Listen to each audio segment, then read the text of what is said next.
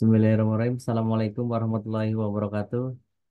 Eh, Terima kasih saya ucapkan yang terhormat kepada Bapak dosen pengampu mata kuliah proses manufaktur dan praktek Bapak Suhendra STMT dan kepada teman-teman kelompok yang tergabung dalam kelompok ini. Di sini kita akan membawakan presentasi hasil tugas dari mata kuliah proses manufaktur dan praktek dengan tema proses welding dalam industri manufaktur. Di sini kelompok kami beranggotakan saya sendiri, Agung Prayitno, yang kedua Mas Fikriansa, yang ketiga Mas Bayu Setiawan, dan Mbak Fajriah Amanatus Soleha.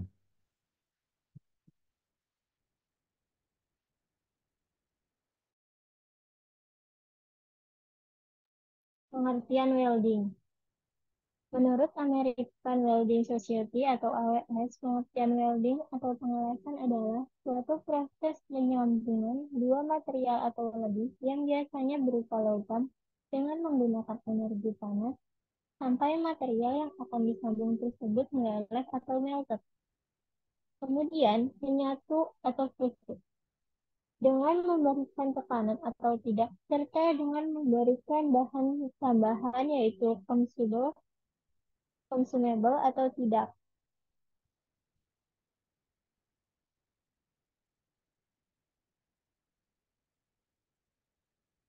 Pengertian welding. Ada dua kata kunci yang menjadikan suatu proses disebut pengelasan. Yang pertama, material yang akan dilas bisa meleleh atau mencair. Yang kedua, menyatu atau berpadu menjadi solid kembali. Teknik penyambungan logam dengan metode resistance las gas dan las busur listrik adalah metode yang baik untuk penyambungan logam dan mulai dikembangkan sebelum Perang Dunia I.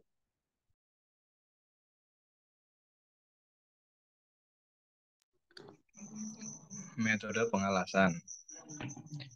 Metode pengelasan di sini dibagi menjadi beberapa metode. Yang pertama ada resistant welding. Pengelasan resisten adalah penyambungan logam dengan tekanan dan arus listrik. Berikut adalah gambar contoh dari proses resistant welding. Di sini ada arus listrik dan tekanan.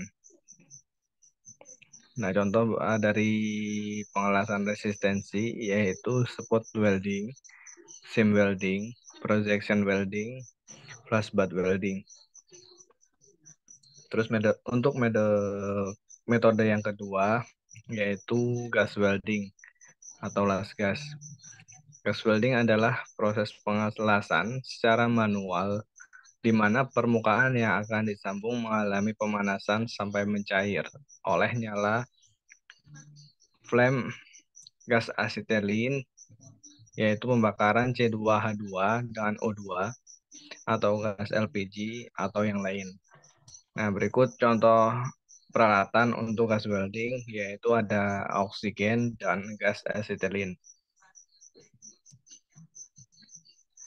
Nah, next adalah arc welding atau las busur.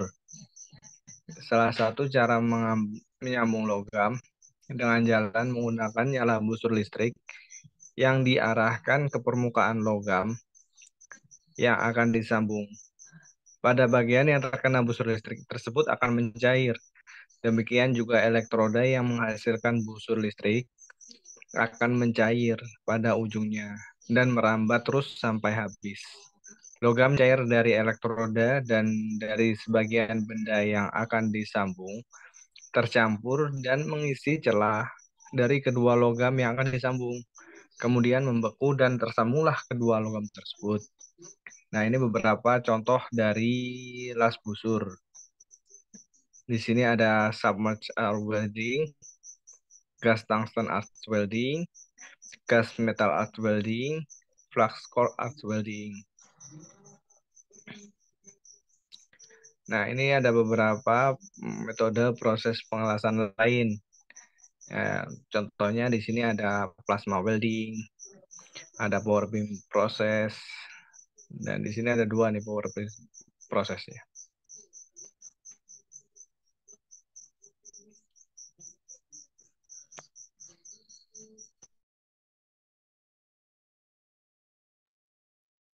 Tahap pengaplikasian metode pengelasan atau welding. Proses pengelasan SWOT perlu dilakukan oleh para profesional yang terlatih dan berpengalaman, serta mengetahui standar keselamatan pengelasan setelah sebab kegiatan ini melibatkan sumber panas dan alat-alat khusus. Pada saat pengelasan dilakukan, welder menggunakan sumber panas dan bahan pengisi untuk menyatukan dua komponen logam. Sumber panas dapat berupa busur listrik, laser, atau gas, dan bahan pengisi dapat berupa batang, kawat, atau busur logam. Proses welding umumnya melibatkan langkah-langkah berikut.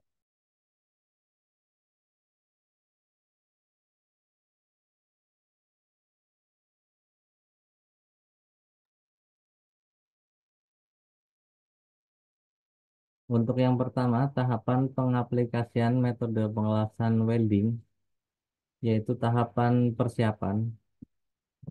Sebelum memulai tahapan, welder perlu membersihkan permukaan bahan yang akan dilas untuk menghilangkan kotoran, karat, atau zat kontaminan lainnya termasuk memanaskan bahan. Tentunya hal ini bertujuan agar kedua besi yang akan dilas itu menyatu dengan sempurna.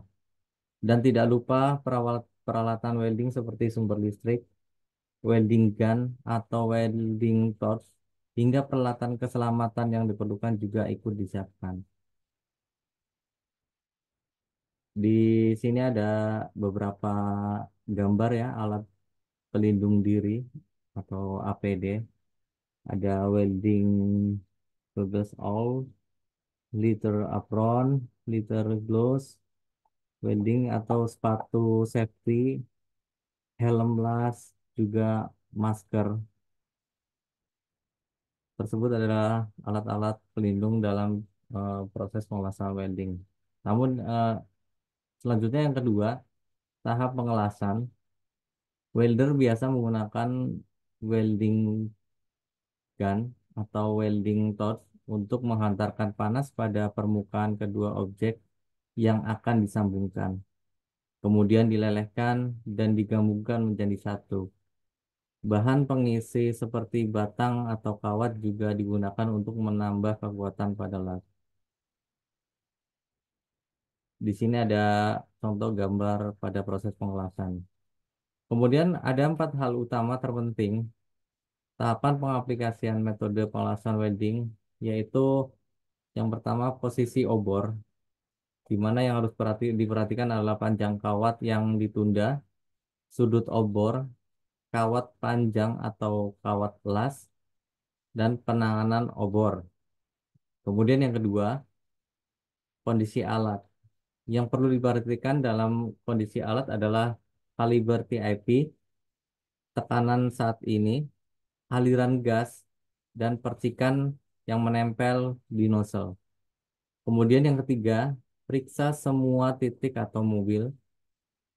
Nah, di sini yang perlu diperhatikan adalah periksa kesalahan welding dan perbaiki kesalahan pada welding. Kemudian yang keempat, pemeriksaan kualitas. Di dalam pemeriksaan kualitas ini yang perlu diperhatikan adalah titik pemeriksaan dan visual isi lembar pemeriksaan.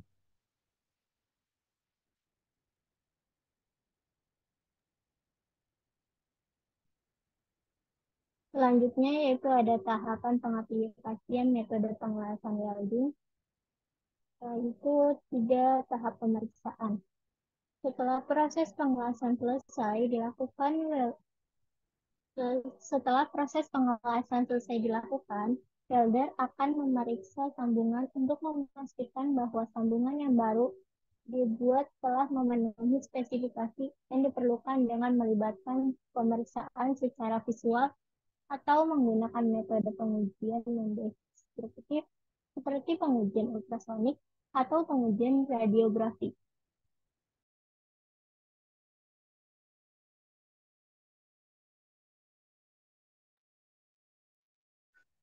Di sini ada pengujian hasil pengelasan. Yang pertama itu ada pengujian destruktif. Ujian destruktif dilakukan dengan pengambilan spesimen uji dari produk hasil pada produk turunan, kecuali pada produk berukuran kecil, dan dilakukan pengujian yang bersifat merusak terhadap spesimen uji tersebut. Lalu ada pengujian kimia. Pengujian kimia dilakukan untuk mengetahui sifat logam dengan metode analisis kimia kandungan logam, uji korosi, dan uji hidrogen terfusi. Lalu yang ketiga ada pengujian mekanikal. Pengujian mekanikal dilakukan untuk mengukur sifat dari logam yang telah dilas. Dan yang keempat ada pengujian struktural. Pengujian struktural ini yaitu benda diuji dilakukan untuk mengetahui struktur yang terbentuk pada benda uji. Yang kelima ada pengujian struktur makro. Pengujian ini dilakukan langsung dengan mata telanjang untuk memeriksa penetrasi lasan, bentukan lapisan las, ukuran daerah pengaruh panah atau haze, dan kemungkinan munculnya cacat pada las. Yang keenam ada pengujian struktur mikro, yang dimana pada pengujian struktur mikro ini potongan spesimen uji yang dipoles halus dan dilapisi cairan asam. Dianalisis strukturnya menggunakan mikroskop optik dengan pembesaran 100 sampai 1000 kali. Dan yang terakhir ada pengujian non-destruktif, yaitu pengujian non-destruktif ini dilakukan dengan menguji hasil lasan tanpa merusak produk hasil las tersebut. Next, Bagung. Sini ada mengenal cacat dalam pengelasan dalam proses manufaktur. Ya, pertama ini ada penyebab masalah, itu pengurangan ketebalan plat. Jika pengurangan plat lebih dari 30%, sehingga berdampak pada menurunnya kekuatan material. Ya. Yang kedua ada retak, terjadi keretakan di area pengelasan. Di sini ada gambarnya di sebelah kiri, itu ada garis retak yang dalam sudut diagonal itu. Ya, itu. Yang ketiga ada kropos. Kropos terdapat gelembung dalam hasil pengelasan. Itu ada indikasinya itu yang titik-titik putih itu berupa gelembung. Yang keempat ada bari atau lelehan tajam. Hasil pengelasan terdapat sisi yang tajam. Yang di sampingnya ada tuh. Lalu yang terakhir ada pinhole. Hasil pengelasan terdapat lubang yang tembus 2 plat. Di mana plat ini tertembus. Ya. Lalu ada penyebabnya. Yang pertama, diameter ujung terlalu kecil. Daya tekan terlalu banyak. Nilai saat ini terlalu banyak. Periode listrik terlalu lama. Kesenjangan kerja besar. Dan efek pada pengelasan itu ada kekuatan las tidak cukup atau tidak tahan.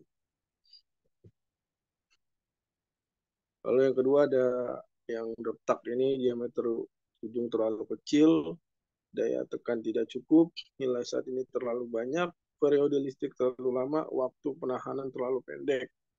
Efek pada pengelasan itu kekuatan las tidak cukup, kebocoran air, terjadi karat. Yang ketiga itu kropos, penyebabnya ada daya tekan tidak cukup, nilai saat ini terlalu banyak, periode listrik terlalu lama, waktu penahanan terlalu pendek. Efek pada pengelasan itu kekuatan las tidak cukup, dan juga ada kebocoran air. Yang keempat itu bari, penyebabnya itu bentuk TIP itu NG, daya tekan tidak cukup, posisi gun NG, nilai saat ini terlalu banyak, debu menempel pada bahan dasar. Pada pengelasan itu mengurangi pelanggan, kerusakan bagian, dan pemasangan bagian NG. Terakhir itu ada pinhole, penyebabnya debu atau benda aneh menempel di antara bahan dasar. Efek pada pengelasan itu kekuatan las tidak cukup, kebocoran air, lalu terjadi karat. Ini ada kekuatan las ketika kecelakaan terjadi, bahkan diameter nugget baik-baik saja, tapi karena kekuatan gesernya tidak cukup, logam dasar akan robek dengan mudah dan merusak penumpang atau mobil yang sangat besar. Maka perwakilan manufaktur akan diinterogasi untuk dimintai pertanggungjawaban. Yang itu efeknya bakalan mengurangi pelanggan. Hal ini memiliki kemungkinan besar untuk mengurangi pelanggan ketika mereka mencuci atau merawat mobil yang memiliki label BARI. Dari fakta yang terjadi di pasar, juga membuat masalah kritis, kehilangan kepercayaan pada pelanggan. Juga ada kerusakan komponen, potongan bari pada kabel listrik membuat konsleting listrik dan memiliki kemungkinan besar akan terjadi kebakaran yang merupakan masalah krisis. Next one. Nah, berikut adalah beberapa contoh proses welding manufaktur di bidang otomotif. Nah, ini ada alur proses dari industri otomotif. Nah, untuk welding proses sendiri itu setelah proses press shop atau pembentukan part dari lempengan. Nah, welding proses ini itu eh, sama halnya dengan assembling, yaitu penggabungan dari beberapa part stamping atau press yang udah dibentuk itu dijadikan satu hingga terbentuk satu unit mobil dalam bentuk bodi masih plat. Nah, akan dilanjut menjadi body paint, yaitu di painting proses. Nah, setelah painting proses, itu akan dilanjut di proses assembling shop. Nanti di assembling shop itu dari mesin, dari casting, dari motor assembly proses, itu akan dijadiin satu menjadi satu unit mobil utuh yang siap untuk dijual. Nah, berikut ini juga ada proses metal in gas welding. Nah, untuk videonya akan kita lampirkan sebagai berikut.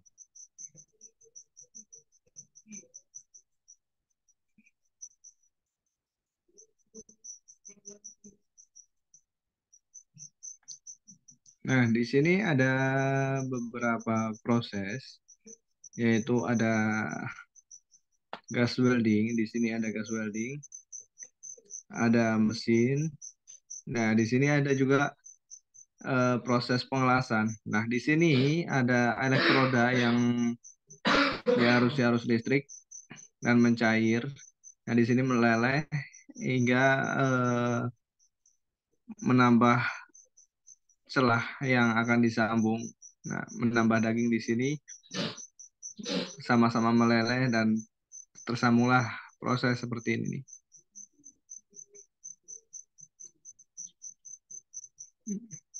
Nah, berikut sekian proses dari welding.